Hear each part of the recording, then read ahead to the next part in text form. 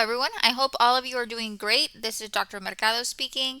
This is Accounting 1303, Introduction to Accounting 1, and this is a continuation of this week's lecture dealing with Chapter 3, which deals with the double entry framework. Okay, so I want to remind all of you that your assignments are due on Sunday at 11 p.m. Please make sure that you meet your assignment deadlines. If you do have any questions, please make sure that you reach out to me Monday through Friday. I do have daily office hours, or you can send me an email message or a Blackboard message or a Pronto message, whatever works for you during the day, and I usually respond fairly quickly. But if you do have any questions, it is important that you contact me Monday through Friday because I don't guarantee that I will respond to inquiries received during the weekend. Okay, so just organize your time during the week. That way you can make sure that you complete all of your assignments between Monday through Friday, and that way you also get to enjoy your weekend and get some rest. Okay, so this is a continuation. In this lecture, I am going to be going over problem 314. Let me go ahead and jump over to it.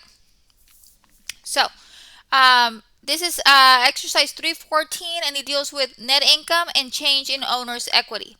So it says, refer to the trial balance of Cole's home repair in problem 313A to determine the following information.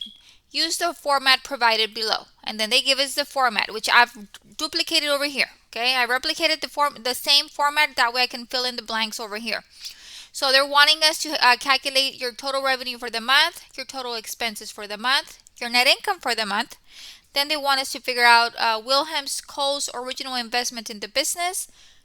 We're going to add our net income for the month. We're going to subtract our owner's drawing. We're going to increase and then we're going to calculate our increase or decrease in capital. And then we're going to figure out our ending owner's equity. And then last but not least, we're going to do the end of month accounting equation. Okay. So in order for us to be able to calculate problem 314, we needed to have solved problem 313. I've got the problem 313, which was creating a trial balance. I've already done it down here. This is the information that we are going to be using to be able to complete exercise 314. Now in your homework in Cengage, they already give you the information. So you're basically going to be using the same thing. You're going to be given information, and then you're going to have to answer those specific questions that you're being asked. Okay, so this problem is not difficult. It's just a matter of being able to identify the types of accounts that we have. Okay, that way you know how to group them. Okay, so let's start off with our revenues for the month. Okay, so we look at our trial balance, and we're going to have to identify our revenues. Okay, and usually our revenues, they have some kind of service fees. Okay, first of all, you're going to be, if it's a revenue account, it's going to have a normal balance of a credit. Okay, so you're going to pinpoint your accounts that have a credit balance, and then from there you can go on and figuring out, well, which of my accounts have a credit balance? Well, I only have 3. Okay, accounts payable is a liability, capital does not belong there, and then we have service fees. Service fees is my revenue account. Okay, so I have $15,500 in revenue. Okay, so I'm going to enter that in my first cell right here, 15,500. Okay, let me just put some commas because then it makes it messy. There we go.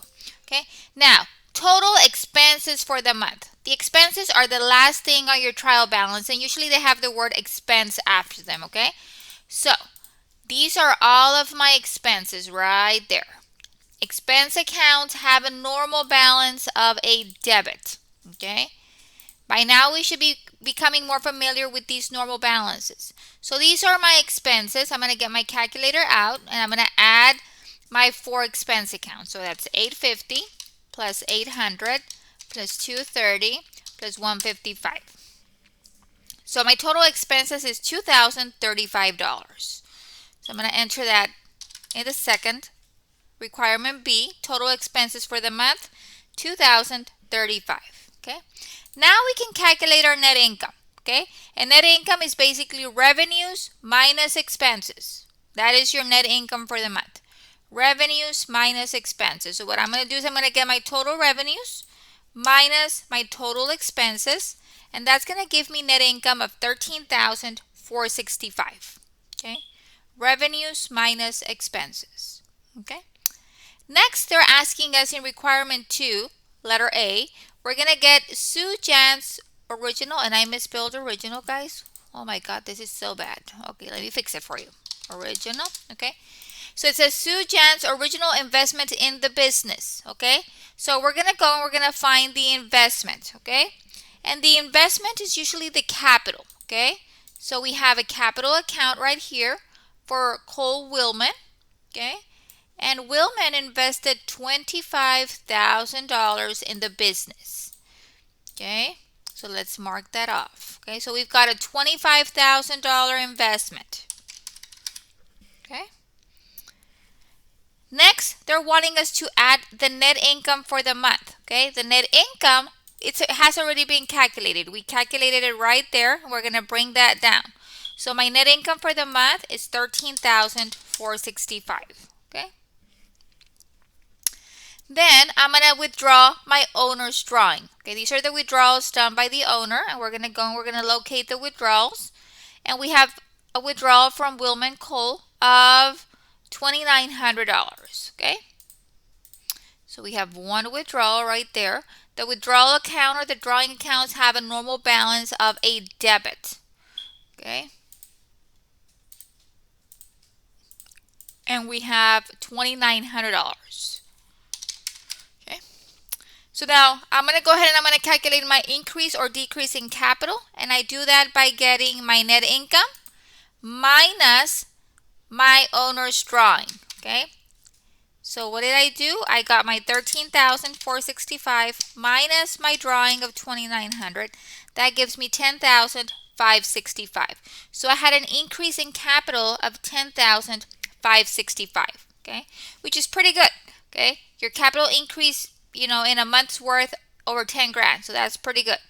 Now we can calculate our ending owner's equity, okay? So to calculate our ending owner's equity, I'm going to get my beginning, my investment, and then I'm going to add my increase in capital, and that will give me $35,565. So what I did is I got my initial investment in the business, and this is a new business. If not, we would have prior month's capital, okay?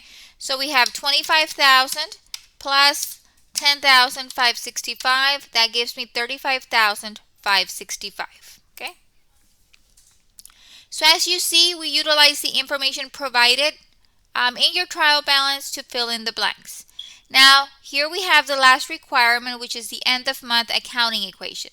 The accounting equation is your assets equals your liabilities plus your owner's equity, okay? Now, your assets are anything that you own, okay? So we need to identify which ones are my assets. And usually your assets will be listed at the very top of your trial balance, okay? So all of these accounts right here are my assets. Okay, let me go ahead and mark them off a different color. So I've got them in purple. So all of these are my asset accounts. I'm going to get my calculator out, and it's going to be 21,805 plus 2,700 plus 160 plus 1,100 plus 8,200 plus 6,000. Okay, that gives me total assets of 39,965. So you add all of your asset accounts and it gives you 39,965. Okay, 39,965. Okay, now it says here that let me just put a comma, that way it'll be cleaner. There we go. Okay, so my assets are 39,965. Now your liabilities. Your liabilities is any money that you owe. Okay. Usually liabilities have the word payable in it. Okay. So I've got one liability, which is accounts payable, that has a credit balance of $4,400. Okay. And let's go ahead and mark that off. So I've got one accounts payable, one liability of $4,400. Okay. Now we need to figure out our owner's equity. Well, our owner's equity was already calculated in requirement number 2. Okay, so I'm going to get our ending owner's equity and I'm going to bring it over here. Okay, and I'm going to bring it down to 35,565. Okay, So now we need to make sure that our accounting equation is in balance. We need to make sure that the debit side equals the credit side, okay? So I know that my assets are 39,965. Let's check out the other side. I've got 4,400 plus 35,565. That gives me 39,965, which is I have in assets. Remember, assets must equal liabilities plus owner's equity, okay? So those are all of the requirements for this particular problem. We used all of the accounts in the trial balance. They've all been highlighted. And that is basically it. Very simple. It's just a matter of knowing what accounts go where. Okay. What is an asset? What's a liability? What's equity? What's your expense? What's your revenue? And then filling in the blanks. Okay. So that is basically it for this problem 314. I want to make myself available. If you have any questions, don't hesitate to contact me. Just include the problem number. If possible, send me a screenshot because every student has a different problem assigned to them. So a screenshot of the problem that you're working on, your attempted solution, and then the question or questions you might have. That way I can review what you're doing and provide some guidance. Okay? So that is it. Make sure we stay organized. That way we complete all of our assignments on time. And I hope all of you have a great rest of your week. And until next time, take very good care of yourself. Bye-bye.